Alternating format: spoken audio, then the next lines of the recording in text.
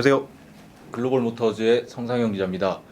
이번 시간에 제가 소개를 해드릴 내용은 자동차의 변속기. 이게 참, 이 변속기라는 장치가 사실 뭐 훨씬 더 전문가분들이 많으셔서 이게 어떻게 여러분들한테 말씀을 드려야 될까 참 고민을 하다가, 어차피 뭐 저도 뭐 이쪽 분야를 전공을 했거나 아니면 자동차 정비 업계나 뭐 이쪽에 지식이 그렇게 많지는 않기 때문에 저도 이제 그냥 자동차 기자로서 이 자동차를 좀 더 쉽게 접하시고 싶은 그런 분들의 초점을 맞춰서 뭐 저희 영상이 늘 그래왔듯이 그렇게 좀 설명을 드려볼까 합니다. 엔진에서 나오는 이 동력을 바퀴로 이제 전달을 하면 이 차가 이제 앞으로 굴러가게 되는데요. 중간에 이제 변속기라는 녀석이 껴 있는 겁니다. 엔진에서 변속기로 힘이 입력되는 입력축이 있고, 이 변속기를 거친 힘이 바퀴 쪽으로 나가는 출력축이 이렇게 결합이 돼서 자동차가 연료를 태우면 이렇게 앞으로 이제 나가게 되는데요. 그래서 이 변속기가 뭐 한 종류만 있는 게 아닙니다. 여러분들 뭐 다 아시다시피 뭐 수동 변속기도 있고, 그다음에 요즘 뭐 대부분 차에 들어가는 자동 변속기도 있고, 자동 변속기에서 또 갈라져 나온 무단 변속기라는 녀석도 있고, 그다음에 이 수동 변속기를 자동화한 자동화 수동 변속기도 있고, 그렇습니다. 이 네 가지가 조금씩 이제 개념이나 원리나 이런 것들이 좀 다른데요. 핵심은 그겁니다. 이 변속기라는 거는 이 엔진이 조금 더 잘 일할 수 있게끔 중간에서 보조를 맞춰주는 차량의 부분이다. 이렇게 이해를 하시면 될 것 같고요. 첫 번째로 이 수동 변속기, 옛날에 많이 이용됐던 변속기 형태죠.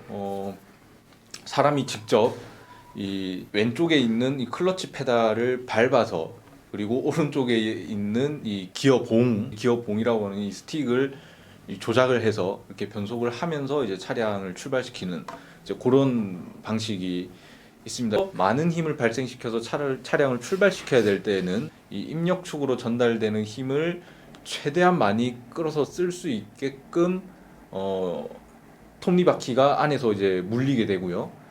그리고 고속 주행을 할 때에는 연료를 가능한 한 효율적으로 사용하면서 적은 힘을 들이고도 빠른 속도로 주행할 수 있게끔 이제 톱니바퀴가 또 맞물리게 되는 겁니다. 그래서 이 변속기에 들어가는 이 톱니바퀴가 몇 개가 들어가느냐에 따라서 뭐 100% 정확한 표현은 아닙니다만 뭐 기어 변속 단수가 이제 나뉘게 되는 거죠. 수동 변속기는 이제 좀 그렇게 되고요. 이 수동 변속기 같은 경우는 클러치를 사람이 직접 조작을 해줘야 된다 이렇게 말씀을 드렸는데, 이 클러치가 하는 역할은 변속할 때 이 자연스러운 변속을 위해서 중간에 동력을 차단해주는 역할을 합니다. 그러니까 엔진에서 변속기로 들어가는 그 입력축 부분에 이 동력을 클러치가 끊어준다라고 보시면 되는데요. 그래서 이 기계적으로 이 클러치 디스크라는 녀석하고 이 변속기의 이 부분하고 이렇게 붙었다 뗐다 하면서, 이렇게 붙으면 이제 엔진 힘이 바퀴로 전달되는 거고, 떨어지면 엔진 힘이 바퀴로 전달되지 않는 겁니다. 그래서 변속을 할 때 이제 클러치가 떨어지죠. 뭐 그런 원리로 되어 있습니다. 그리고 이제 이 자동 변속기 같은 경우는 조금 수동 변속기하고 다릅니다. 이게 수동 변속기가 사실 기계적으로 이제 돌아가는 거기 때문에 어떻게 보면 가장 단순하면서도 가장 직관적인 그런 이제 변속기이긴 하지만, 이게 사실 이게 사람이 직접 클러치를 밟고 이렇게 또 기어봉을 또 바꿔주고 이렇게 해야 된다는 게 굉장히 과정이 좀 번거롭고, 또 미숙련 운전자 같은 경우는 중간에 또 시동이 꺼지기도 하고 뭐 그런 일들이 있기 때문에, 그런 단점을 보완해서 차량에 내장된 컴퓨터가 이 변속을 해주는 이 자동 변속기가 등장했습니다. 근데 이 자동 변속기는 구조는 조금 다릅니다. 기계적으로 이 클러치가 붙었다 뗐다 뭐 하는 게 아니고, 이 토크 컨버터라는 녀석이 이 중간에서 동력을 전달하는 역할을 해주는 변속기거든요. 자동 변속기는 간단하게 이 컴퓨터 차량에 내장되어 있는 전자칩이 이 적절한 차량 속도에 맞는 적절한 변속 단수를 선택해서 그 단위를 이제 바꿔준다. 뭐 이렇게 생각을 하시면 될 것 같습니다. 요즘 차들 다 자동 변속기가 들어가 있죠. 자, 그리고 이 무단 변속기가 있습니다. 이게 최근 조금 이제 크기가 좀 작은 차들, 준중형 세단이나 경차 같은데 많이 볼 수 있는 이 변속기인데요. 무단 변속기고 이 표현을 조금 더 구체적으로 하면 연속 가변 변속기입니다. 이 CVT라고도 하는데요. 요거는 이제 자동 변속기는 뭐 1단이면 1단, 2단이면 2단, 3단이면 3단 이런 식으로 단수가 정해져 있잖아요. 근데 이거를 이 무제한으로 단을 쪼개는 원리인 겁니다. 그러니까 연속적으로 이렇게 계단 형태로 이렇게 1단, 2단, 3단 이렇게 올라가는 게 아니고 연속적으로 쭉 이렇게 변속이 가능하다. 그래서 이제 뭐 연속 가변 변속기, 이 연속적이라는 의미는 결국에는 단수가 없다 혹은 단수가 무제한이다 라는 뜻이기 때문에 무단 변속기 이렇게 또 부르기도 하는데요.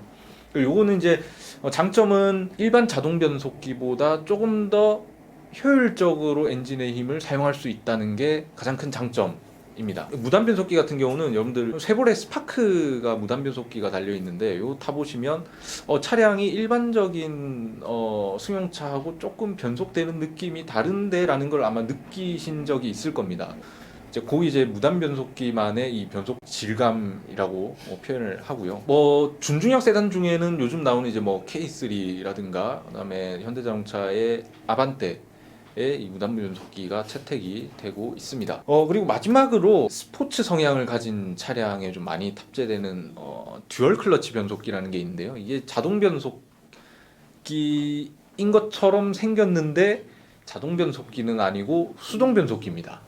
이게 뭔 말인가 하니 차를 열어보면 안에 변속기 이 톱니바퀴나 이런 생긴 거는 수동 변속기랑 거의 똑같이 생겼는데 요거를 이제 자동화라 그래서 이 변속만 이 차량에 내장되어 있는 컴퓨터가 해주는 그런 이제 변속기입니다. 듀얼 클러치라고 표현을 했는데요. 이게 뭐 듀얼 클러치, 그러니까 클러치가 두 개라는 뜻이죠. 그래서 짝수단 기어의 톱니바퀴 쪽 이렇게 연결되어 있는 클러치하고 홀수단에 있는 이 연결된 클러치하고 이게 각각 나뉘어져서 이 두 개의 클러치가 서로 기능을 한다. 그래서 이제 듀얼 클러치라고 부르는 거고요. 요거는 나중에 좀 따로 다룰 기회가 있을 것 같긴 한데 요게 조금 최근에 많이 보급이 되면서 이거 좀 이상하다라고 느끼는 차주분들이 많아지신 걸로 알고 있습니다. 뭐 나중에 기회가 되면 좀 더 설명을 한번 다시 드려보도록 하겠습니다. 이 변속기 종류 참 여러 가지가 있죠. 이 차가 이게 뭐 시동 걸고 브레이크만 떼고 악셀만 밟으면 앞으로 가기는 하지만 실제로는 이 변속기라는 녀석이 중간에서 열심히 이 엔진과 바퀴 사이에서 이 일을 하면서 이 최적의 연료 소모량과 이 최적의 힘 이런 것들을 이제 제어를 한다라는 말씀이고요. 그러면 저는 다음 시간에 좀 더 새로운 정보, 좀 도움이 될 만한 정보를 가지고 여러분들을 찾아뵙도록 하겠습니다. 지금까지 시청해 주셔서 대단히 감사드리고요. 저는 글로벌 모터즈의 성상영 기자였습니다. 고맙습니다.